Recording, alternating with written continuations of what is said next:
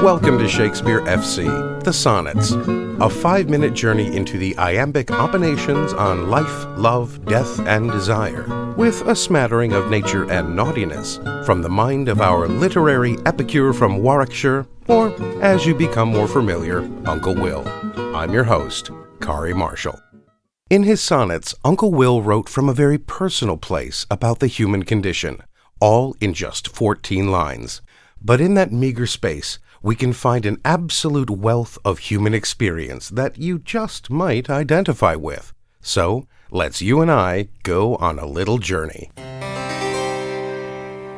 Today, Uncle Will seems to be blaming his inability to speak his love on his lack of self-confidence and his too powerful emotions, suggesting to his lover that they find the expression of his feelings in his writings. In the first quatrain of Sonnet 23, Uncle Will uses an image that he knows rather well, an actor. He used to be one, remember. But not the poor player that struts and frets his hour upon the stage, but rather one that is under-rehearsed and terrified, forgetting his lines.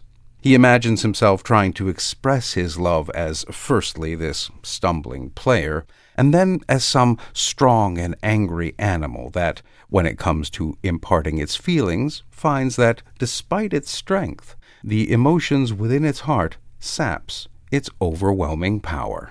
As an unperfect actor on the stage, who, with his fear, is put beside his part, or some fierce thing, replete with too much rage, whose strength's abundance weakens his own heart. In the second quatrain, William confesses that because he cannot trust himself, he is unable to articulate the love he feels, or complete the ceremony of love's ritual. The overwhelming power and depth of feeling he has seems to weaken in the face of the immense burden of his lover's greatness. So I, for fear of trust, forget to say the perfect ceremony of love's rite, and in mine own love's strength seem to decay, or charged with burden of mine own love's might. In the third quatrain, Uncle Will pleads for his lover to let his writings speak for his heart's feelings, begging for his love to be requited.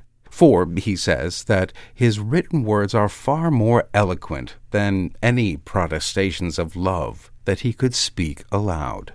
Oh, let my books be then the eloquence and dumb presages of my speaking breast, who plead for love and look for recompense, more than that tongue that more hath more expressed.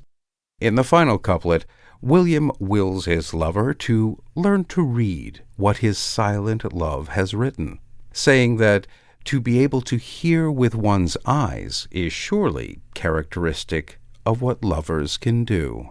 Oh, learn to read what silent love hath writ. To hear with eyes belongs to love's fine wit.